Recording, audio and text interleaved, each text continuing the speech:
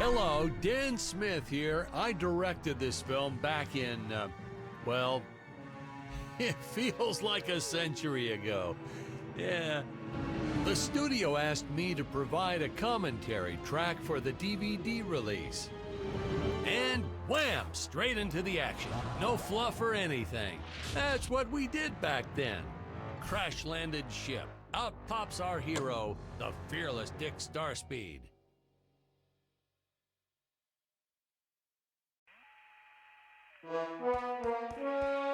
The ship's velocity reactor is damaged. I believe that I am stranded on an alien planet. Played, of course, by actor Jonathan Digby. Went on to some minor roles after this.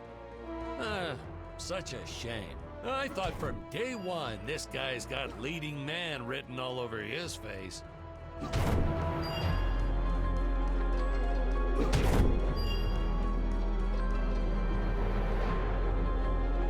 Greetings, citizens of Memoria. I am Dick Starspeed, and I come in peace. Probably shouldn't have had Dick draw his weapon when he was talking about peas. Well, maybe one day we'll go back and CG it into a sandwich or something instead. Ha! Just kidding. And this is what people pay to see. A no-name middle-aged B-list actor duking it out with stuntmen in costumes. Such stunning choreography. Now the extras in those robot suits really knew how to take a punch. Oh, literally. I told Jonathan not to hold back. Give it all to him. Kick him in the nuts and bolts. And I know what you're thinking, but don't worry. We handled it responsibly. We made them all sign waivers not to sue for injuries.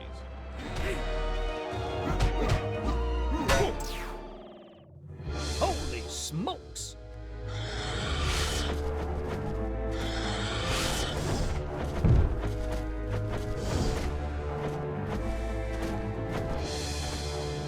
If I land squarely on that grain silo, I should survive this fall unscathed.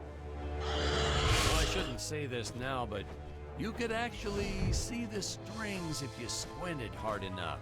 Oh, a screenwriting trick from back in the old days. You put a grain silo or some haystacks down and it solves all your gravity-related problems.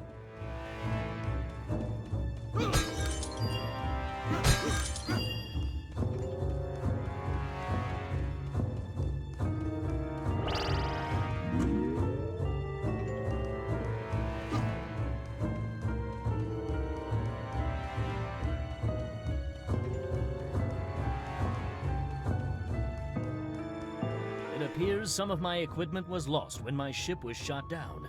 But what luck! This high-tech scanner reports that my ray gun is nearby.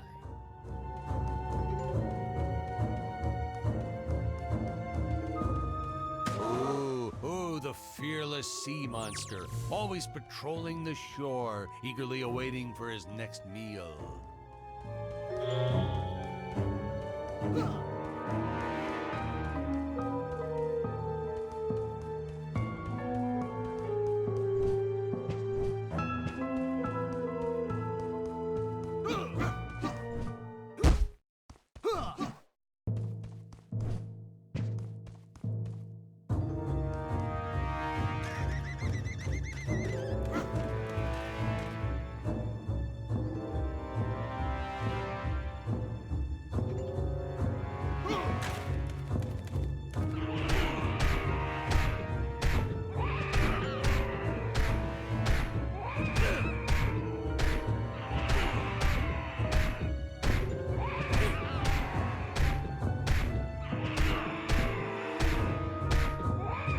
Seems like our lead forgot what to do in his scene.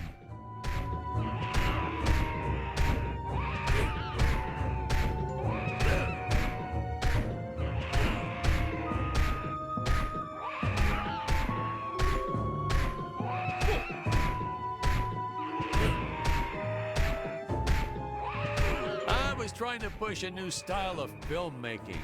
Have the hero do absolutely nothing from time to time. Hey, now what's going on?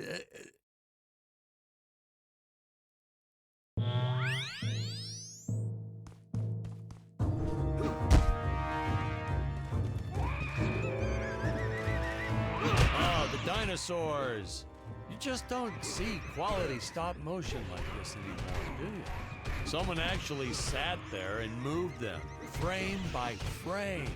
Today, it'd be done with computers, but where's the artistry in that?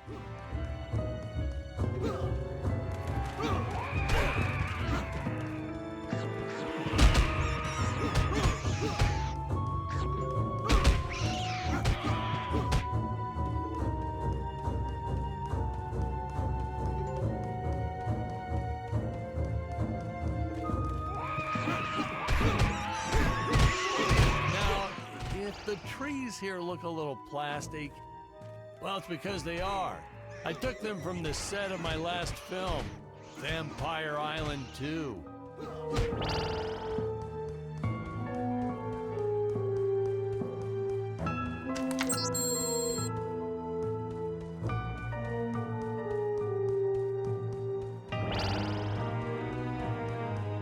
Fair share of nasty letters from scientists complaining about our portrayal of the dinosaurs. Was news to me. Apparently these stegosauruses weren't meat eaters. Must have preferred shellfish or something. Wow, how do they know? That's what I say.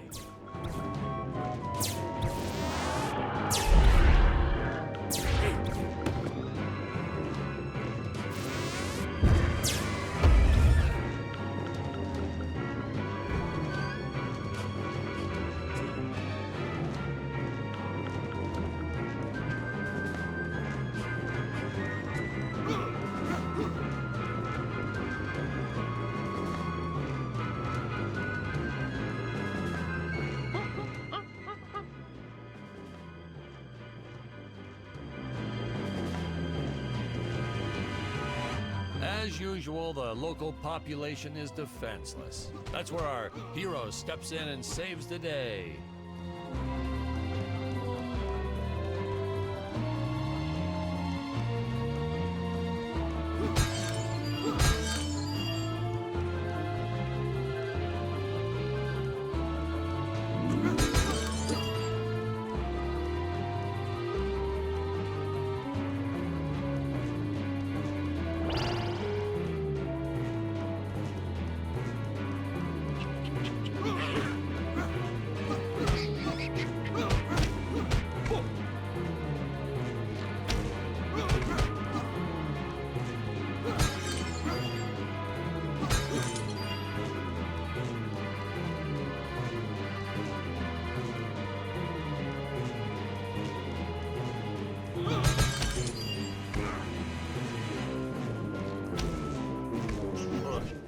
Put Jonathan through a lot shooting this film.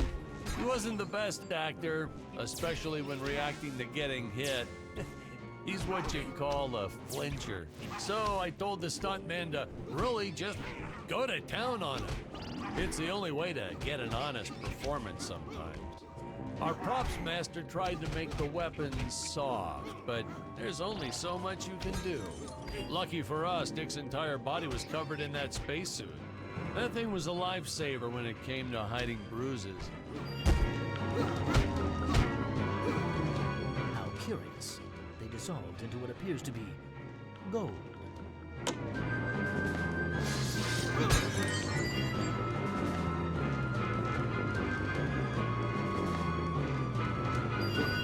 You'll notice the gold disappears when Dick touches it. We had a deleted scene that explained he's actually teleporting it back to his ship. It's funny, no one ever questioned how Dick was able to walk around with an infinite amount of gold on him.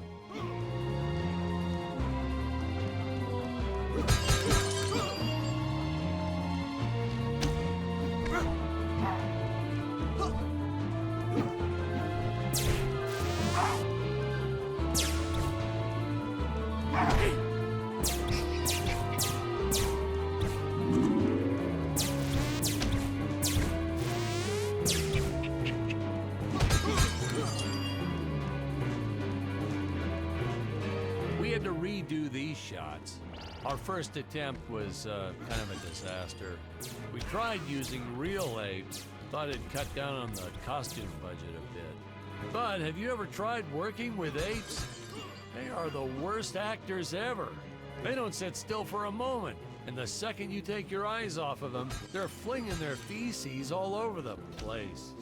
Jonathan refused to work with him after he got, well, let's just say that he had to take more than a couple of showers one day. You know, you never forget the smell of monkey poo. We steam cleaned the studio top to bottom. Still never got rid of it entirely. All through the rest of the shot, we kept finding those little surprises hiding inside various props. Boy, were those the days.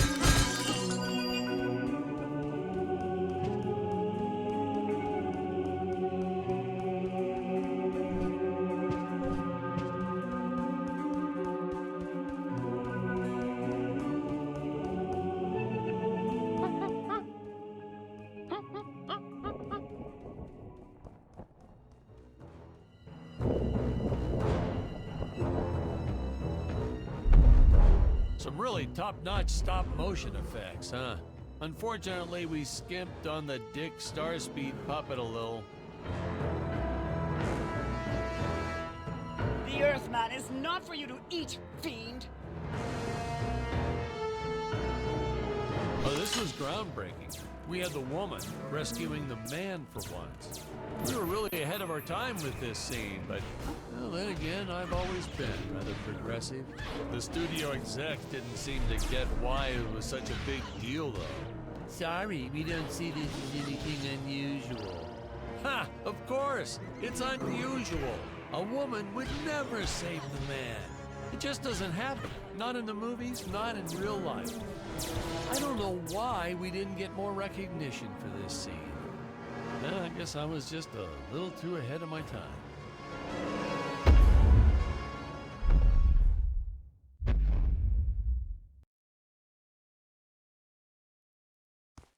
Thank you for saving me, strange woman. What is your name? I am the magnificent Scarlet Nova.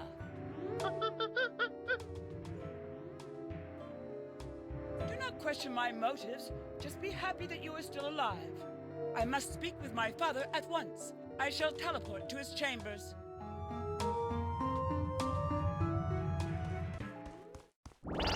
So we'll be seeing our first example of teleportation being used by Scarlet right here.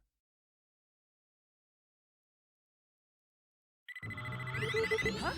Where is this place? This is not my father's chambers. You have disobeyed me for the final time, Scarlet. Enjoy an eternity in the Tower of Eternal Solitude. For all eternity!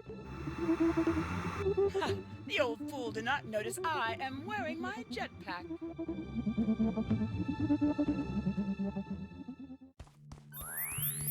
Booster usage. Jump. Wait. Wait. Use booster. Survive deadly fall.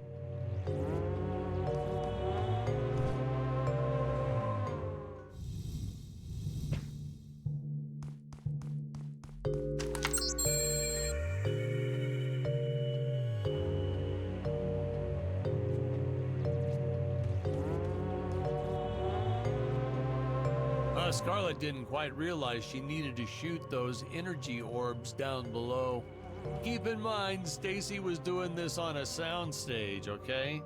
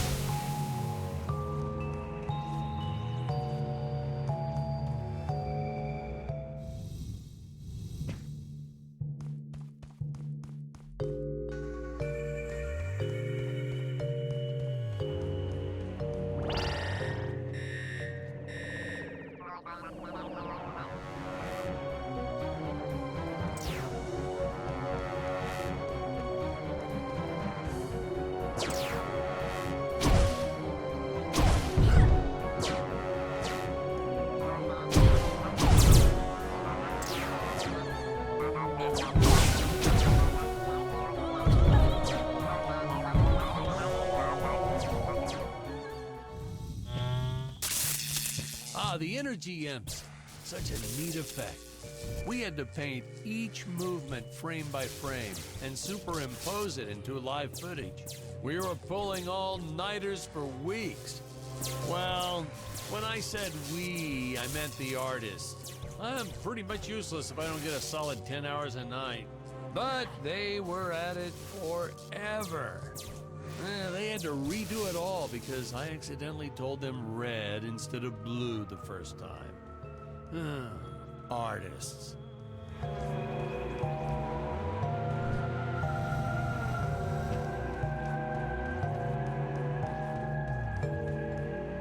Curses! My father revoked my access to the teleport terminals. I shall only be able to utilize the ones I activate manually.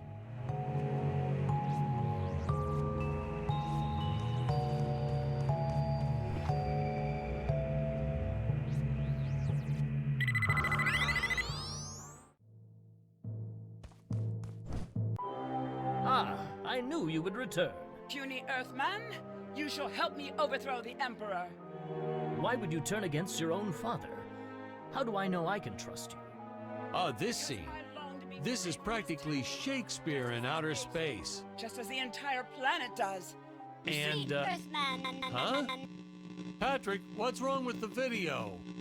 Sorry, sir. Technical problems. Darn it, we're missing some really good writing here. There. Sorry about that. Well, we just passed right by her big scene. Basically, they agree to work together, but one must stay behind in the sleep chamber at all times. Should I rewind? Never mind, I'll continue from here.